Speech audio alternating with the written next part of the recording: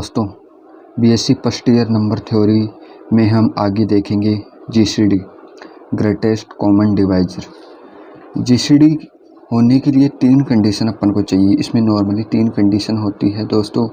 वो कौन कौन सी होती है? अगर माना कि डी क्या है, वो जीसीडी है ए और बी का। ए और बी पॉजिटिव इंटीजर्स हैं, मतलब ए और बी बोथ नॉन जीरो, मतलब दोनों जीरो नहीं है, कोई एक जीरो हो सकता है, दोनों जीरो नहीं है।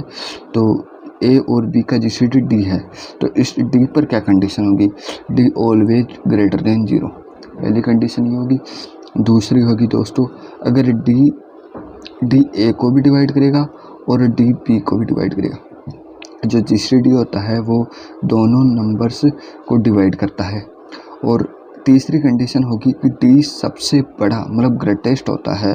मतलब अगर कोई तीसरा इंटीजर अपन सी मान ले, जो कॉमन डिवाइजर है, ए को भी डिवाइड कर रहा है, सी बी को भी डिवाइड कर रहा है, तो यहाँ पर सी जो होगा वो लेस देन होगा या बराबर भी हो सकता है डी के। तो ये 3 कंडीशन होती है जीसीडी की, जो मैंने आपको बता दी। इन्हीं 3 कंडीशनों को याद रख के अपन जीसीडी चैप्टर पूरा कर सकते हैं। तो यहाँ पर एक थ्योरम है अपने पास, इस थ्योरम का प्रूफ देखेंगे हम इस वीडियो में। तो थ्योरम क्या बोल रही है दोस्तों? यदि A and B are 2 positive integers such that A greater than B and let Rn is equal to 0 in Euclid's algorithm, then Rn minus 1 is the GCD of A and B। तो यहाँ पर बोला क्या गया है दोस्तों? यहाँ पर बोला गया है कि अपने पास A और B कोई 2 पॉजिटिव इंटीजर्स है। यहाँ पर A बड़ा है B से, ए बड़ा है बी से, और आर एन यहाँ पर 0 दिया हुआ है। और यहाँ पर अपन को बताना है कि आर एन माइनस 1 क्या है, इनका ए और बी का जीसीडी है, तो ग्रेटेस्ट कॉमन डिवाइजर है। तो अपन सबसे पहले करेंगे क्या दोस्तों? गिवन दिया हुआ है अपन लिख देंगे, और उसके बाद में अपन करेंगे ए बी 2 इंटीजर से, यहाँ पर ए ग्रेटर देन बी दिया हुआ है, आर एन माइनस 1 क्या है, जीसीडी अपन को फाइंड आउट करना है कि ये जीसीडी है किसका, ए और बी का, और आर एन अपन को 0 दिया हुआ है। ठीक है दोस्तों। तो अपन ए और बी, ए ग्रेटर देन बी है, तो हम यूक्लिड्स एल्गोरिथम लगाएंगे। तो यहाँ पर हो जाएगा ए बराबर बी Q1 प्लस R1। दोस्तों क्या किया कि ए यहाँ पर B dot Q1 plus R1 के में लिख सकते हैं अपन। यहाँ पर यूक्लिड एल्गोरिथम मैंने आपको पहले बता चुका हूँ, ये कि पिछले वीडियो में देख सकते हो आप। ए बराबर बी Q1 प्लस R1 लिख सकते हैं। अब यहाँ पर R1 पर क्या कंडीशन होगी? R1 पर कंडीशन होगी कि R1 यहाँ पर 0 के बराबर और बी से छोटा होगा। अपन को यहाँ पर आर एन माइनस 1 को जीसीडी प्रूव करना है कि जीसीडी है आर एन माइनस 1 ए और बी का। अपन इन्हीं 3 स्टेप में करेंगे। पहली स्टेप में हम क्या कर रहे हैं कि जीसीडी डी है, मतलब यहाँ पर जीसीडी क्या है, आर एन माइनस 1 है। ये आर एन माइनस 1 अगर ग्रेटर देन 0, अपन पहले प्रूव कर रहे हैं कि r n minus 1 greater than 0 prove कर दे। सबसे पहले अपन यही प्रूव करेंगे। जीसीडी की जो पहली कंडीशन थी, जीसीडी की जो पहली कंडीशन थी डी ग्रेटर देन 0, मतलब जीसीडी बड़ा होता है 0 से। तो यहाँ पर अपन सबसे पहले यही प्रूव करेंगे कि r n minus 1 greater than होता है 0। पहली स्टेप यही है, तो यही करते हैं दोस्तों। इसके लिए अपन ने ए बराबर बी Q1 प्लस R1 लिखा। यहाँ पर R1 पर कंडीशन ये थी। तो आगे चलते हैं अपन कि यहाँ पर R1 पर कंडीशन ये थी। आगे चलते हैं, R1 यहाँ पर 0 नहीं है दोस्तों, क्योंकि आर एन दिया हुआ है 0 यहाँ पर का। हाँ, आर एन 0 दिया हुआ है यहाँ पर। तो अपन आगे चलते हैं, ए यहाँ पर हो जाए बी, हो जाएगा बी बराबर R1 डॉट Q2 प्लस यहाँ पर कोई दूसरा रिमाइंडर आ जाएगा R2। यहाँ पर R2 पर क्या कंडीशन होगी दोस्तों? R2 पर यही कंडीशन होगी कि R1 से, मतलब डिवाइजर से छोटा होता है रिमाइंडर। आगे चलेंगे ऐसे ही, R1 बराबर R2 का भाग देंगे, Q3 टाइम चला गया समझो, और R3 इसका नया रिमाइंडर आ गया। और R3 पर यह कंडीशन क्या होगी दोस्तों? इस पर कंडीशन होगी 0 के बराबर या 0 से बड़ा, और R2 से छोटा होगा दोस्तों। तो यहाँ तक समझ में आ गया होगा आपको। अब इसी तरीके से हम आगे चलेंगे। Rn माइनस 3 अगर लिखे यहाँ पर, तो यहाँ पर क्या आ जाएगा दोस्तों? यहाँ पर 1 आ रहा था, फिर यहाँ पर 2, मतलब 1 ज़्यादा, Rn माइनस 3 मतलब यहाँ पर जाएगा n माइनस 2, और Q यहाँ पर 3 आ रहा था मतलब 1 से 2 ज़्यादा, तो n-3 से 2 ज़्यादा मतलब n-1 और प्लस Rn-1। यहाँ पर Rn-1 पर कंडीशन है कि ये 0 से बड़ा और Rn-2 मतलब डिवाइजर से छोटा है। आगे चलेंगे Rn-2 पर, Rn-2 पर चलेंगे तो ये चला जाएगा Rn-1 से हम डिवाइड करेंगे तो अपने पास क्वोशंट आ जाएगा Rq1। इसका क्वोशंट क्या आ जाएगा, Q1 आ जाएगा, क्योंकि यहाँ पर 1 था, यहाँ पर 2 था, यहाँ पर 3 था, मतलब 1 एक ज़्यादा होता है 2, तो n-2 में एक ज़्यादा किया तो n-1 आ गया, n-2 ज़्यादा किया तो Q1 आ गया और प्लस Rn आ गया।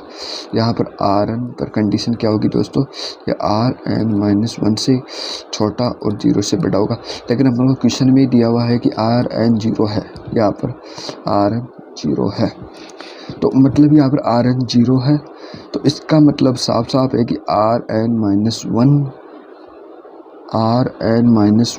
क्या होगा, 0 से बड़ा होगा। Rn-1 क्या होगा, 0 से, Rn 0 है तो Rn-1 क्या होगी, 0 से बड़ा, और Rn-1 ग्रेटर देन 0, यही पहली कंडीशन हमको प्रूव करनी थी और जीसीडी की पहली कंडीशन अपन ने प्रूव कर दी, पहली स्टेप प्रूव कर दी। अब दूसरी स्टेप करेंगे d divides a d divides b। ठीक है दोस्तों, मतलब Rn-1 a को भी डिवाइड करता है और Rn-1 b को भी डिवाइड करता है, ये प्रूव करेंगे अपन अगली स्टेप में। तो ठीक है दोस्तों, इसको सभी का नंबर 1 दे सकते हो आप।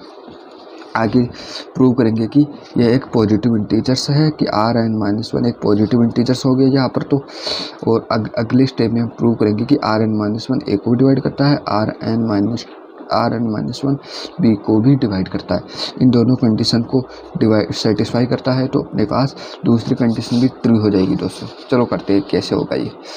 यहाँ पर अपने पास क्या आ रहा है, यहाँ पर अपने पास आ रहा है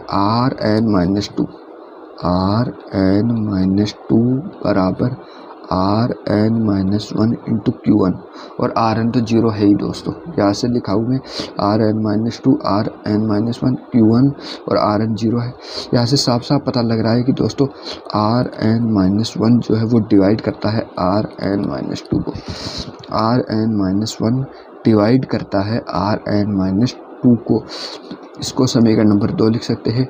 इसी प्रकार से हम आगे चलेंगे, आगे चलते हैं, ये लिखता हूँ मैं दोबारा Rn-3 बराबर Rn-2 into Qn-1 plus Rn-1। ठीक है दोस्तों, अब यहाँ पर मैं सभी में Rn-1 का भाग देता हूँ, तो Rn-1 बटा Rn-1 बटा Rn-1, ये कट जाएगा, 1 बचेगा और ये भी कटेगा दोस्तों, क्योंकि समीकरण 2 क्या कहता है कि Rn-1 डिवाइड करता है Rn-2 को, तो Rn-1 डिवाइड करता है Rn-2 को, मतलब ये भी फ्रैक्शन पार्ट नहीं रहेगा, कट जाएगा और एक पॉजिटिव इंटीजर्स बनेगा नॉन फ्रैक्शन वाला, और मतलब ये पूरा का पूरा एक इंटीजर बनेगा, positive integers not fraction, fraction का नहीं बनेगा, पॉजिटिव इंटीजर्स।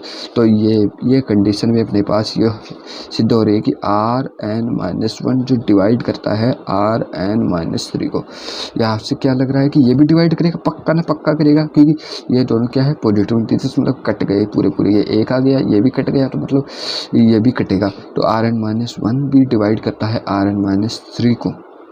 ठीक है दोस्तों, तो अपन ने क्या बोला कि Rn-1 Rn-2 को डिवाइड कर रहा है, Rn-1 Rn-2 को डिवाइड कर रहा है, फिर लिखा Rn-1 Rn-3 को डिवाइड कर रहा है। अब अगर इसी प्रोसेस को हम कंटिन्यू चले तो Rn-1 Rn-4 को भी डिवाइड करेगा, फिर उससे पहले R1 को डिवाइड करेगा, Rn-1 b को डिवाइड करेगा, और इसी तरीके से Rn-1 a को भी डिवाइड करेगा दोस्तों। तो यहाँ पर ये कंडीशन अपन प्रूव कर दिए है कि Rn-1 a को भी डिवाइड करेगा, Rn-1 b को भी डिवाइड करेगा। तो सेकंड कंडीशन अपन ने प्रूव कर दी, और जीसीडी की सेकंड कंडीशन अपन ने पहली कंडीशन प्रूव कर दी, दूसरी कंडीशन प्रूव कर दी। अब तीसरी कंडीशन थी कि c कोई अन्य इंटीजर लो और बताओ कि जो जीसीडी है वो c के बराबर है या फिर c से बड़ा है। तो तीसरी कंडीशन अपन इधर ले लेते हैं दोस्तों, तीसरी कंडीशन हमको क्या प्रूव करनी है कि Rn-1 जो है वो या तो बड़ा होगा, सबसे बड़ा होगा, मतलब is the greatest, GREATEST, is the greatest. यह तीसरी कंडीशन होगी दोस्तों। तो अपन यहाँ पर लिखेंगे कि Rn-1 A को भी डिवाइड करता है और Rn-1 B को भी डिवाइड करता है। अपन ने यहाँ से लिख दिया है। अपन तीसरा इंटीजर कोई अन्य कॉमन डिवाइजर ले लेते कि कोई C है वो जो A को भी डिवाइड करता है और C है वो B को भी डिवाइड करता है। अपन ने क्या लिया कि C क्या है, A को भी डिवाइड कर रहा है और C B को भी डिवाइड कर रहा है। तो यहाँ से अपन लिख सकते हैं कि C जो है वो डिवाइड करता है A-BQ1।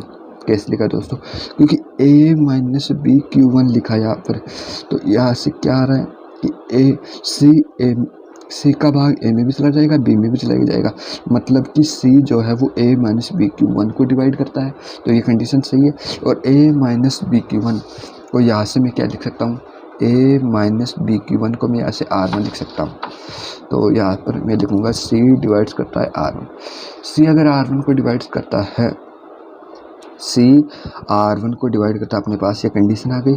अब मैं लिख सकता हूँ कि C R1 को डिवाइड करता है, ठीक है, और C B को भी डिवाइड करता है, C R1 को भी डिवाइड करता है।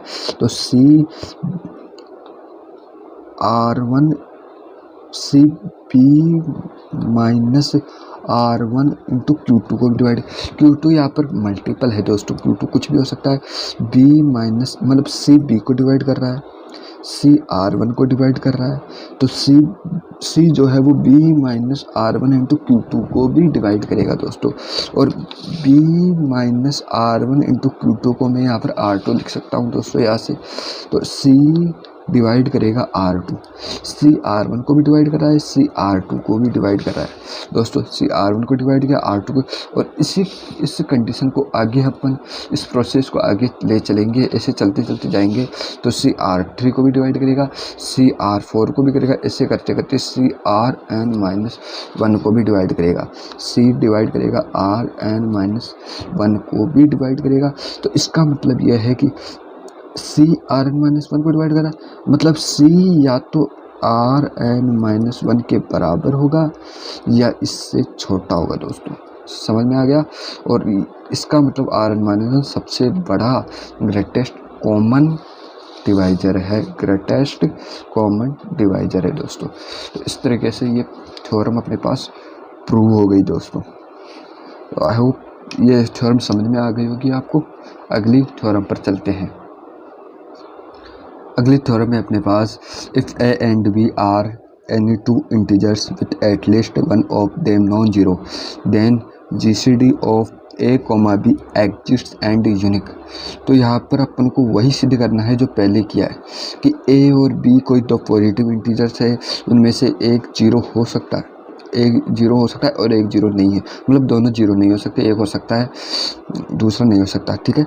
और GCD उनका एग्जिस्ट करता है, और जो करता है वो भी कैसा, यूनिक एग्जिस्ट करता है। यहाँ पर अपन को यूनिक बताना है। तो दोस्तों करना क्या है, आपको जो थ्योरम फर्स्ट में अपन ने किया सेम टू सेम वही करना है। जो थ्योरम फर्स्ट में अपन ने जो प्रूव किया था, ये जो थ्योरम फर्स्ट में अपन ने जो प्रूव किया था वो का वही अपन को सबसे पहले लिख देना है इसमें। तो कैसे, पहले तो अपन को बताना है कि जो GCD है, इस A, B का जो GCD है वो Rn-1 होगा, ठीक है। अपन अज्यूम करके चलेंगे कि Rn 0 है और Rn-1 इसका GCD है, तो अपन इसका प्रूव करते चलेंगे। तो इसी तरीके से अपन को करना है। A और B दो को इंटीजर है, A ग्रेटर देन B मानना है, Rn-1 GCD है। इसी तरीके से अपन चलेंगे। सबसे पहले आपको Rn-1 greater than equal to 0 दर्शाना है। उसके बाद में Rn-1 A को और B दोनों को डिवाइड करता है।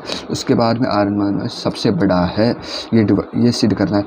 Rn-1 सबसे बड़ा आ गया और Rn-1 GCD आ गया, इसका A और B का GCD Rn-1 आ गया, ये अपन प्रूव कर सकते हैं। इसके बाद में अपन को प्रूव करना है, मतलब ये एग्जिस्ट कर गया, एग्जिस्ट हो गया। अब यूनिकनेस को प्रूव करना है। फॉर यूनिकनेस के लिए अपन क्या करेंगे कि दो मान लेते हैं कि दो GCD है, एक D1 है और एक D2 है, दो GCD है, एक D1, मतलब GCD ऑफ A, B का GCD D1 है और GCD ऑफ A, B का कोई GCD D2 है, दोनों ही GCD है D1 और D2। तो अपन अज्यूम करेंगे फर्स्ट कि इफ यदि D1 क्या है, D1 is GCD of A, B। अगर D1 A, B का GCD है, D1 A और B का GCD है, तो पक्का D2 जो होगा A, B का कॉमन डिवाइजर होगा, कॉमन डिवाइजर होगा। मतलब कि क्योंकि अपन को पता था कि जो GCD में जो GCD आता है वो एक ही आता है, यूनिक आता है, अपन उनको यूनिकनेस प्रूव करनी है, तो अपन ने 2 मान दिए कि D1 अगर GCD है दोस्तों, अगर क्योंकि सबसे बड़ा होता है या बराबर होता है, D1 और D2 या तो बराबर होंगे, और D1 अगर GCD है तो पक्का है कि D1 और D2 बराबर हो सकते हैं बराबर, और D1 GCD है तो पक्का है D1 बड़ा होगा। बराबर तो तब होंगे जब ये इसके बराबर है A और B भी ग्रेटेस्ट कॉमन डिवाइजर होगा। ये यहाँ पर कॉमन डिवाइजर लिखा है मैंने केवल। और सेकंड कंडीशन लेकिन देखिए, इफ़ यदि D2 GCD है A, B का, D2 क्या है GCD है, तो पक्का कह सकता हूँ कि D1 कॉमन डिवाइजर होगा A, B का। D1 क्या होगा, कॉमन डिवाइजर होगा A, B का। तो यहाँ से साफ साफ लिख सकते हैं D2 ग्रेटर देन आएगा या बराबर लिख सकते हैं D1 के। तो समीकरण 1, समीकरण 2 लिखेंगे, 1 और 2 को बराबर करने पर तो D1 बराबर D2 अपने पास आएगा। तो मतलब अपन ने अलग अलग GCD माने थे, लेकिन वो तो एक ही आ गए, मतलब ये यूनिकनेस को परफॉर्म कर रहा है दोस्तों। तो GCD यूनिक होता है, एग्जिस्ट भी करता है। तो यहाँ पर अपने पास ये बात समझ में आ गई, 2 थ्योरम थी, प्रूव हो गई। अब नेक्स्ट वीडियो में मैं आगे की 3 थ्योरम और बची है, वो मैं बताऊँगा। आज के लिए इतना ही, थैंक यू दोस्तों।